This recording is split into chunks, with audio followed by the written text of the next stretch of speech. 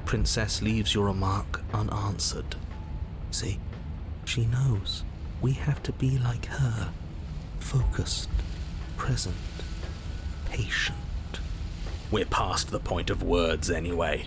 This is a conversation that can only be had with hard steel and sharp teeth.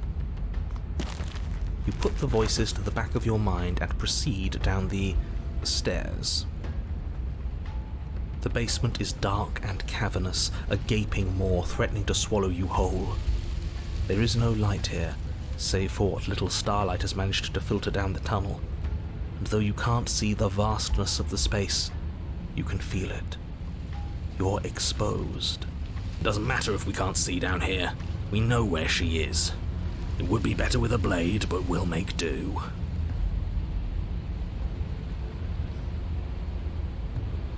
She doesn't respond. I assume that means her answer is yes. You step into the shadows and are enveloped in total darkness. Your heart pounds in your chest, ears pricked, eyes wide despite the inky blackness, waiting for any sign of movement. There, she's about to strike. We're screwed. We can do this, even without a weapon. I'm no stranger to bloody fists. You just barely make out the shape of teeth and eyes as the princess emerges, enormous maw gaping, ready to swallow you whole. And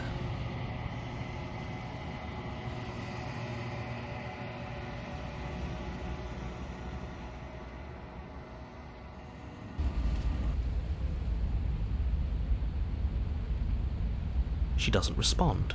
It seems that she thinks you do, in fact, have to do this.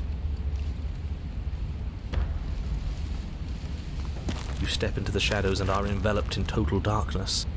Your heart pounds in your chest, ears pricked, eyes wide despite the inky blackness, waiting for any sign of movement. And what? You're gonna turn around the second she runs for us? You'll get us killed, you pathetic fool. There, she's about to strike. With the near silence of a determined predator, the princess erupts from the shadows. But you've already started your swift escape. Stop it! Fight her!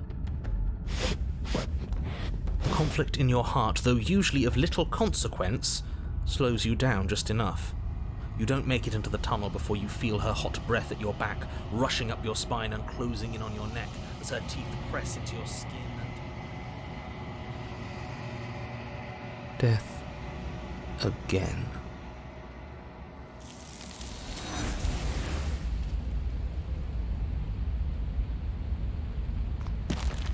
You say nothing, maintaining the silence as you carefully make your way down into the basement.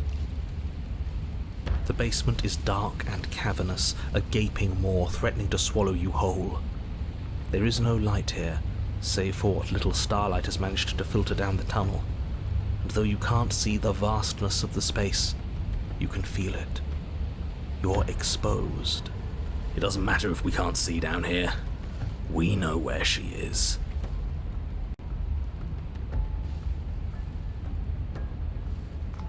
You step into the shadows and are enveloped in total darkness. Your heart pounds in your chest, ears pricked, eyes wide despite the inky blackness, waiting for any sign of movement. There, she's about to strike. With the near silence of a determined predator, the princess erupts from the shadows. You're quick to react, swinging your blade, its tip intercepting her before she can draw first blood. She recoils, stunned for a brief moment. See, I told you. We needed to assert our might. We needed to prove to her that she can bleed too. She'll doubt her every move now. Her gleaming eyes watch you from the shadows, unblinking. There's fear in them now, but it is a fear wreathed in fury, and beneath it all lurks something far more primal. Hunger. Yes, she knows your strength now, and she wishes to devour it. How unseemly. I'd like to see her try. The princess lunges with even more ferocity than before. Both voices were right. Within that ferocity there is the clumsiness of doubt, a chaotic dance between impulse and restraint. Not a word is spoken between you and the princess as you exchange blows in the dark. The glint of bloody claws and fangs, the flash of wet steel. In the pit, all of your senses are heightened, each injury stinging like a chorus of insects, each small shift in your favor a major victory that swells your confidence. And yet, for all the wounds you've managed to inflict upon her, you remain at a stalemate. And then you start to lose ground. While your body slows, hers quickens, her wounds mending as she licks the blood of her prey from her dripping maw. So she really can devour our strength. Can we do something like that? All these wounds are starting to add up. Nah, screw that. We're not stooping to her level. We'll just have to give this our all, end it in one final hit. We die if we do that. We have to make ourselves like her. We have to embrace instinct. She shifts towards you, her bloody grin shining in the dark. And then you see it. Your opening. Take it. Put her down like the mindless beast she is.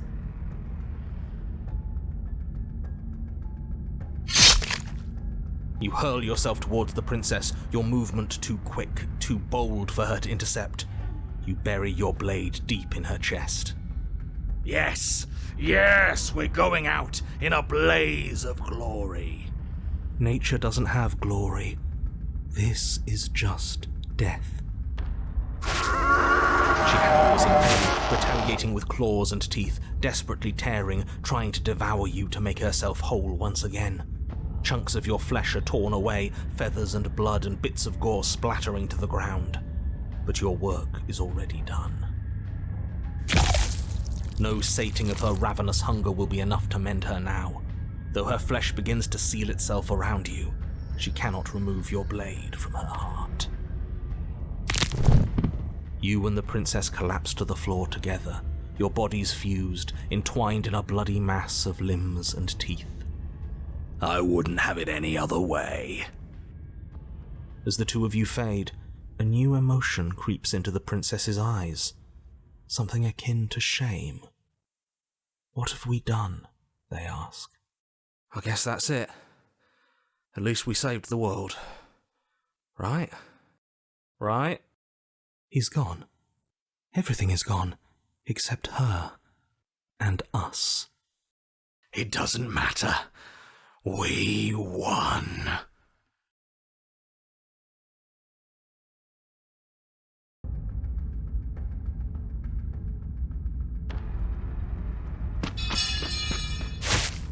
You hurl yourself towards the princess's body, carving into her not with steel, but instead with tooth and claw.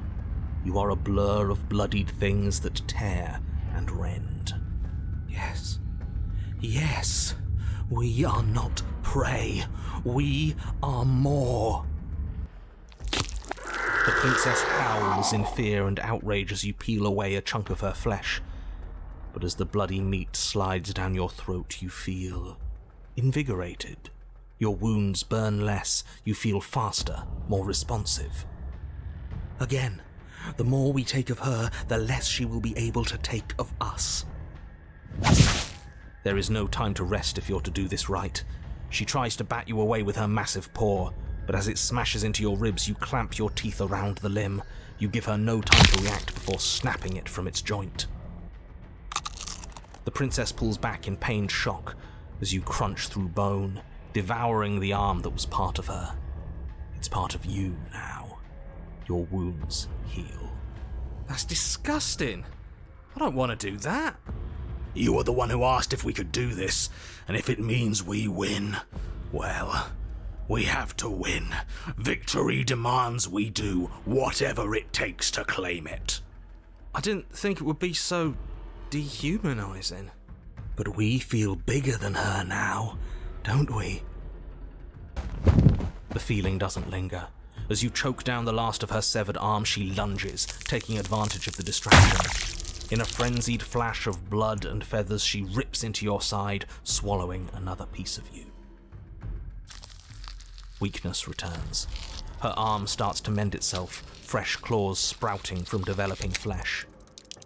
We can't be small again. We have to take more. We have to take it now. You descend upon her again, jaws gnashing, desperate to regain your power. You both lose yourself in the rhythm of the feast. You devouring her, and she devouring you, mending and bleeding and consuming in an endless cycle, on and on and on. Come on, just one more bite, then we'll have her right where we want her. Am I really the only one who's not on board with this? I'm gonna be sick. The more you consume, the more the lines that differentiate you and her begin to blur, the flesh of your bodies twisting into warped reflections of what you swallow. You have to snap out of this. You can't destroy her if you lose sight of yourself.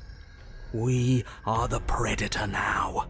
There is nothing to do but embrace our true nature. But words fade into hollow vibrations as you and she continue to tear at each other in the darkness. There are no beginnings. There are no endings. There are no moments of calm. There is only savage violence.